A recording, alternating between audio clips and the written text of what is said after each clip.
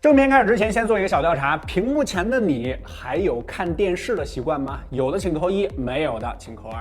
之前我们频道里边也做过不少关于智能电视的片子，但是对于电视的系统部分，我们真还关注的不多。大家都说买电视就是买屏幕啊，这句话肯定是没错的。但电视资源的多少、会员的价格、界面易用性，还有很重要的内置广告情况如何，相信也是影响你购买决策的重要维度。人民网财经研究院发布的2021智能电视开关机广告调研报告中，内容资源不行与开机广告时间过长是被调查者使用智能电视的2大痛点，占比分别高达85.35%和83.84%。功能繁多无用这一项排到了第3，占比60.62%。电视的系统同样是影响消费者体验的重点。哈喽，大家好，我是王九，欢迎收看本期小白测评。这一期咱们就聊聊主流智能电视的系统情况。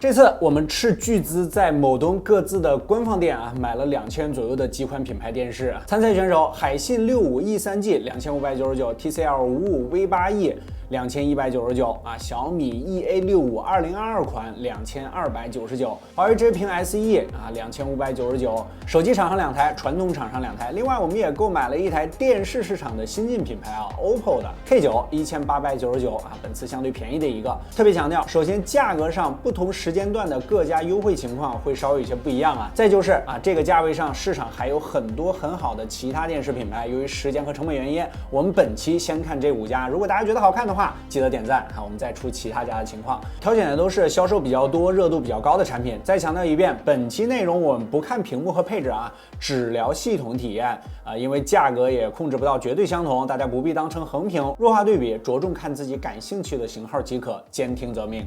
第一个环节，相信也是大家都非常关心的广告情况。这里5台电视每次开机必有的是海信的15秒开机广告你可以选择跳过。小米则是时不时来一次开机广告当然这并不是电视厂商良心发现幡然醒悟是国家颁布的智能电视开机广告技术规范中明确要求，电视开机广告时间不得超过30秒，且可以一键关闭点赞。小米、OPPO、TCL 的开机时间都在20秒以上，而华为则是通电之后直接开机，关机选项则是默认待机所以我们单独测了一下，开机启动时间在40秒以上，并且进入主界面后还要等待一段时间才能打开应用当然这只是这几款型号的情况但是你以为广告就只有开机广告这么简单吗？不经意间无处不在，每台电视的系统 UI 都做得眼花缭乱，就在这一格一格的图标里就有很多广告的存在。我们将每台电视的系统都升级到最新版本，只计算系统自带不算第三方 App 里面的广告。当然计算前我们也要制定一个统一评判为广告的标准，大体是诱导充值购买商品信息与当前页面无关，点击后跳转到其他 App 的分成这4种广告形式，进行了详细反复实测深刻体验了一下上班就是摸鱼看电视的体验。考虑到不同的时间广告出现的情况可能不一样，所以我们也在不同的时间段又反复测试了数次，不过最后发现差别不大，最后统计归类成这一个表格。可以看到传统品牌的广告确实相对多一些， TCL 有23个新晋厂商在这方面表现较好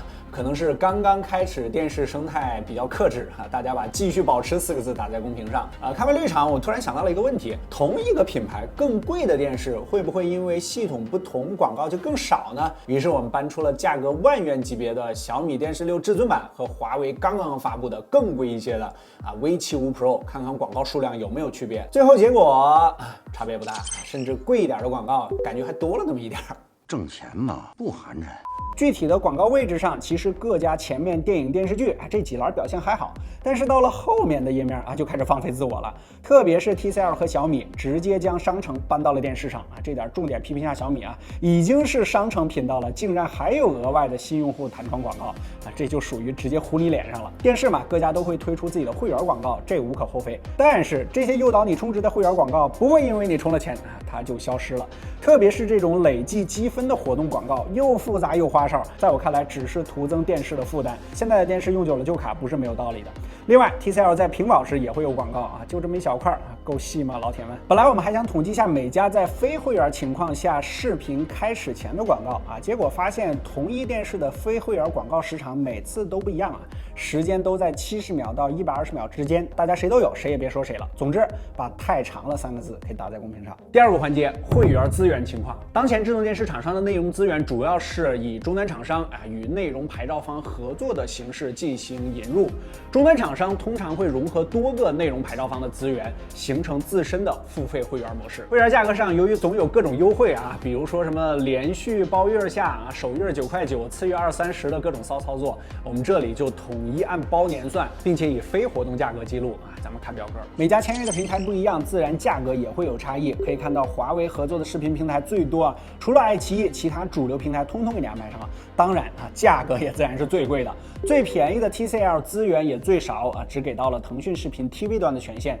不同视频平台资源侧重点不一样，特别是综艺节目，几乎每个都有自己的独家版权啊，这就因人而异了。问问大家，你最近在追哪个综艺？关于各家会员的价格，我们统计了各家购买爱优、腾果4个主流视频平台的包年价格啊。假设你财力雄厚啊，全都想看，我们制作了一个表格，华为只需要自家会员再加上一个爱奇艺就可以吃上全家桶了，1178。而比如海信 TCL， 如果你想吃上全家桶，就得1300-400块钱了。相对来说，华为的总价上啊更划算一些。你以为电视的付费内容就只有这些了吗？那你太小看现在的电视厂商了啊！不说你可能都不知道。我们整理了一下每个电视自带 app 的付费情况啊，主要以开通会员为主。大家可以把争奇斗艳4个字先打在公屏上。除了传统知识频道的付费内容之外，现在广场舞都能开个180的会员了。难道是为了面向那些有社恐的大爷大妈，让他们在家自己练？但是有社恐还咋跳广场舞呢？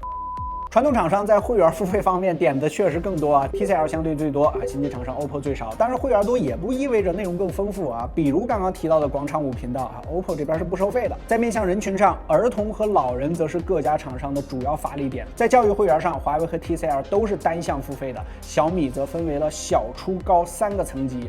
层级间并不通用，海信不仅分了小初高啊，还细化到了每一个年级。也就是说，如果你家孩子肯学习，还是个学习型小天才的话，1年就上完小学到高中的课程，仅需支付348乘以12，4176的会员费。当然啊，如果你愣是不愿意开通会员啊，各家还是有很多免费的片源供你消遣的，前提是你愿意看广告。第3个环节，语音助手。在这方面，我们从3个维度准备了16个问题来看一下各家的情景识别情况，具体就不一一念了，感兴趣可以暂停看这张表格。其实，在这个环节测试之前，本来我以为传统电视厂商在语音助手这个方面做的不如手机厂商。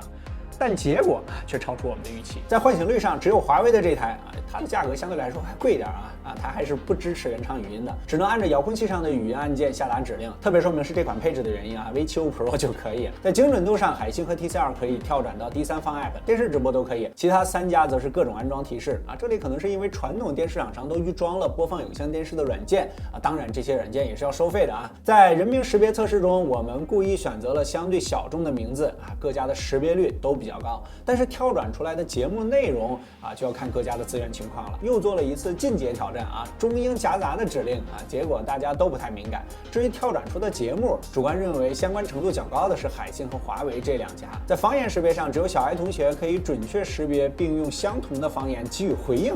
啥字吗？小 T 和小布都是可以识别出文字，但是无法给出回应。小居和小易则是完全识别不出来。在播放影片时，询问当前画面这个演员的名字，海信小聚和 TCL 小 T 都能对答如流。OPPO 小布和小米小爱同学则是直接报了个演员表，而华为小易则非常直接。我还在学习，我现在还不会查询视频信息。但是你换一种问法，他是谁？惊不惊喜，意不意外？大哥，这他妈是惊喜啊！语音助手主观排个名，仅本期出现的这5个型号做的相对好的是海信作为传统电视厂商表现超出我们的预期，然后是小米其他3家表现大差不差。当然，这仅是基于上面这16个测试模型下的主观结果大家没事的话可以按照这个模型试试自己的语音助手。第4个也是最后一个环节，易用性。手机是很私人的设备，但大多数电视都是一个家庭共享产品，你用我用大家用。不过也可能不是。起开！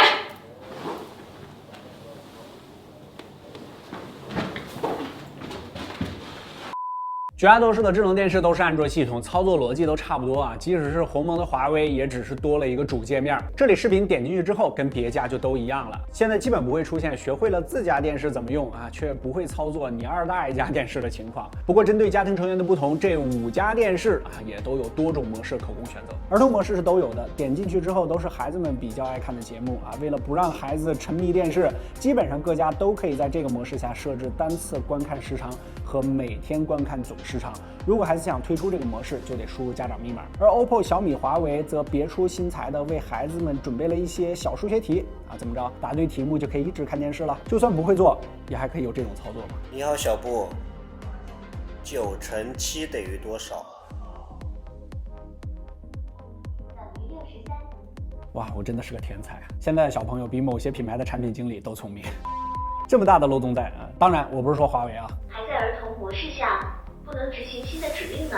而为老人准备的简洁模式，主观认为做的都不太用心，但恰恰老人现在应该是电视的主力军吧。小米选择将有线电视放在了最初始和最醒目的位置，而海信和华为只是将信息模块简单的删减和排列组合了一下，在我看来逻辑上更加混乱了。还是我们之前手机适老化专题测评里的那句话，适老化并不是简单的放大，建议多给产品经理放假，让他们回去陪陪家里的老人家。单压好吧，确实有点尬。小米有单独的办公模式，华为也有鸿蒙生态的联动，这些基本都是基于自身生态链的优势啊，这里我们就不详细展开了，之前也都聊过啊。我们再来看看这5款电视的遥控器，只有 TCL 还保留了数字键啊，体验下来几乎没有使用到过啊。不过输入账号的时候确实挺方便的。这里提一下，各家电视的文字输入方式其实都不太好用，为什么不设计成 Apple TV 那种有手机产品的厂商直接用自己的手机来输入呢？这种交互在技术方面很难做到吗？其他4家的遥控器其实都相对简洁，而海信保留了一丝传统电视厂商的倔强，在基础按键之外，还增加了2个跳转直播和自定义 APP 的按键，外观上并不简洁，实用更占据上风。哦，对了 ，TCL 也有快捷键啊，只不过人家是一键跳转到购物频道的快捷键。我们还真看了一下现在的电视购物，频道繁多，五花八门，但是这些频道有一点比其他软件做的都要好，就是不用开会员，全频道免费观看，真贴心。最后总结，本期我们从广告、会员、语音和易用性这4个维度啊，看了一下各家系统的情况。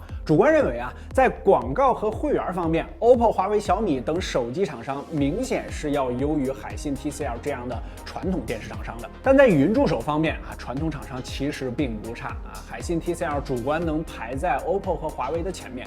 系统应用性上大家都差不太多啊，各自都有改进空间。智能电视近年的爆发，早从乐视开始啊，用生态补贴硬件的标语，确实大幅度的压缩了电视的价格。